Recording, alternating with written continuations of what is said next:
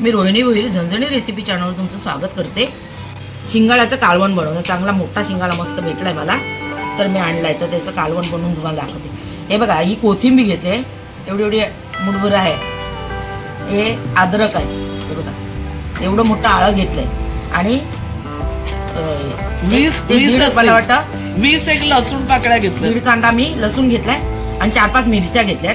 हे बघा, हे आपलं ओलं खोबरं आहे, हे थोडंसं फ्राय केलं मी, जास्त नको, मला काळा नको होतं, मटणाला घेतो ना तसं नको होतं काळा, आपण तेलामध्ये फ्राय करून घेतलंय जास्त ओलं खोबरं घेतलंय। आणि हे एका भाजीचं वाटण नाहीये, 2-3 भाज्यांना होईल मला, पण मी एकदमच वाटण यातनं आपण 2 टेबलस्पून वगैरे आपण वाटण घेऊ, काय असेल ते। आता हे ओलं खोबरं, हे जे ओलं खोबरं तळलंय ते वाटणार आहेस की हे वाटणार आहे? सगळं वाटणार आहे, हे एकत्र सर्व वाटणार? नाही, हे अलग अलग, म्हणजे हे ग्रीन पेस्ट जी आहे ना ती सेपरेट बनवायचे आणि हे जे आपले तळलेले पेस्ट सेपरेट करायचे। ह्याच्या बरोबर 1 टेबलस्पून गरम मसाला टाकणार आणि हे वाटून घेणार। तुम्हाला मी वाटण दाखवलेलंच होतं, आता आपण हे वाटण वाटून आणले बघा, आलं, लसूण, मिरची आणि कोथिंबीर आणि खोबरं टाकणार आहोत आपण नंतर वाटून। आणि खोबरं आपण सेपरेट वाटतोय, तळलेलं खोबरं ते आपण नंतर टाकणार। पहिले आपण आलं, लसूण, मिरची, कोथिंबीरची पेस्ट जी आहे ती परतून घेऊया चांगली।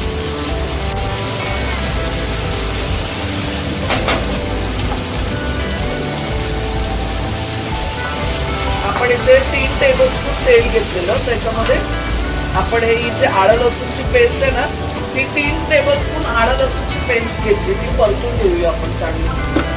तुम्हाला किती प्रमाणात कालवण बनवायचे त्या हिशोबाने तुम्ही पेस्ट घ्यायची। आम्ही हे 6 माणसांसाठी बनवतोय, ते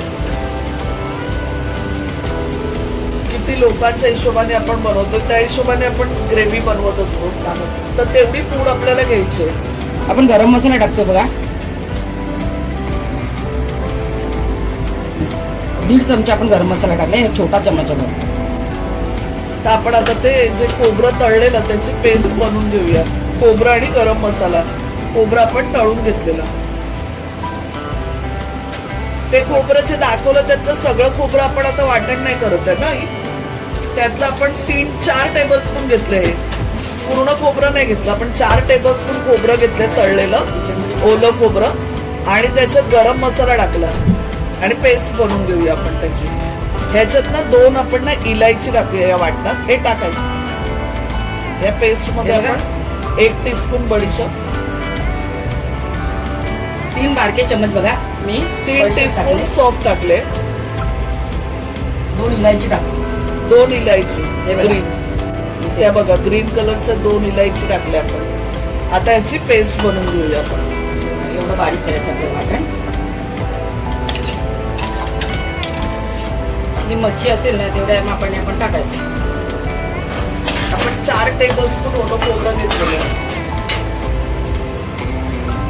ती सगळी टाकली आपण पेस्ट। आपण इथे 7 माणसांसाठी, 6 ते 7 माणसांसाठी कालवण बनवतो।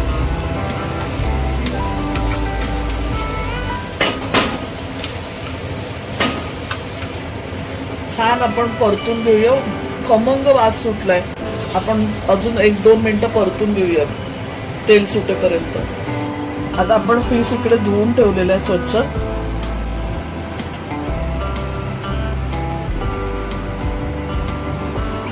थोडं मीठ लावून देऊया, 1 टीस्पून आपण मीठ लावलंय, थोडीशी हळद लावतो आपण,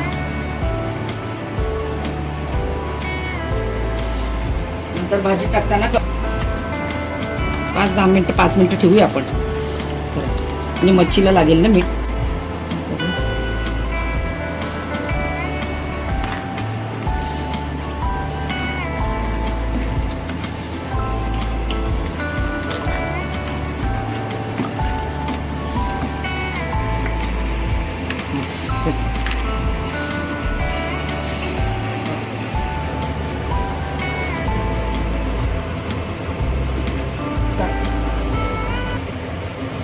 आता मसाला आपला चांगला भाजला गेलाय मस्तपैकी।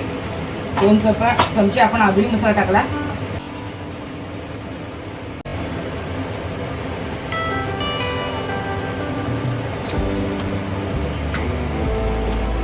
अडीच चमचे आपण काश्मीरी मिरची पावडर टाकली, अर्धा चमचा आपण हळद टाकतोय,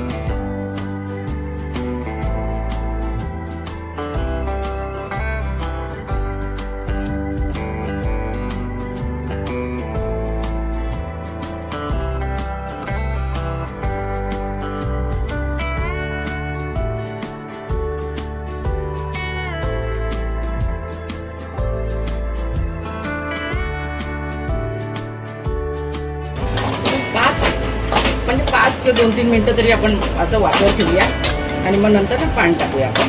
आता झाकून तर ठेवूया. मसाला लागू दे तिकडे.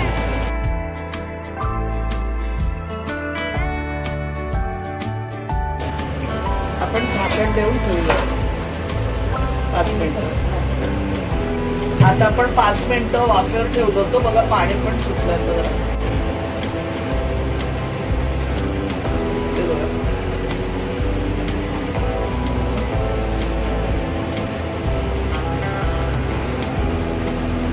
तेल पण सुटलंय, पाणी पण सोडलं मच्छीने. आता आपण त्याच्यामध्ये थोडस वाटणाच्या भांड्यात पाणी टाकून आपण ते पाणी टाकून देऊया.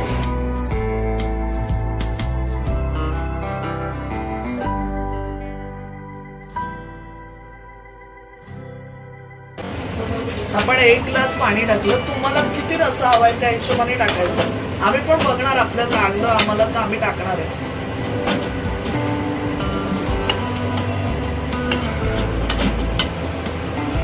आता जरा तुकडे डीप करून घेऊया आतमध्येच्या.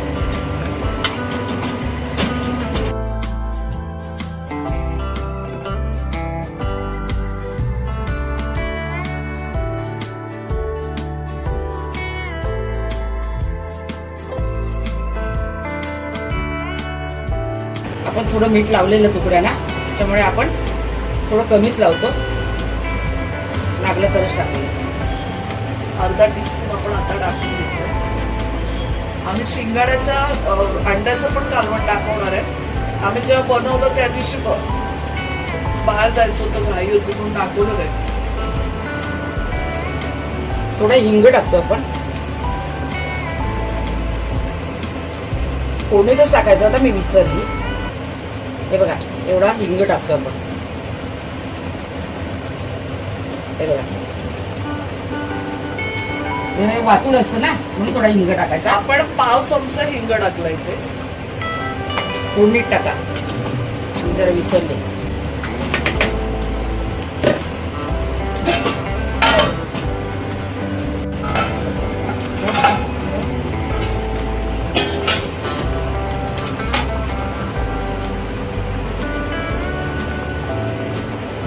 आता आपण चिंचेचा कोळ काढला बघा. लिंबा एवढी चिंच घेतली मी, छोटं लिंबू असतं ना तेवढे. चिंचेचा कोळ टाकून घेतला आपण.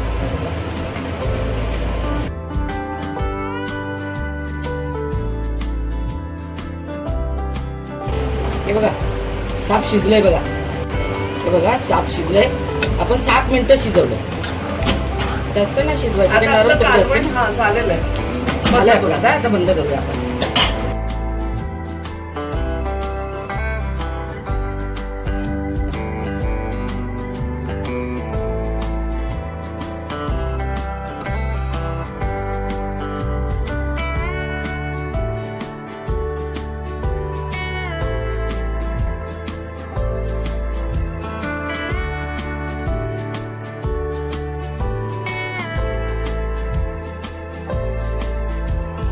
तर जर तुम्हाला सुद्धा माझी शिंगाडा मासेचा रस्सा आवडला तर ही रेसिपी नक्की बनवून बघा आणि चॅनलवर नवीन असाल तर सबस्क्राईब करा.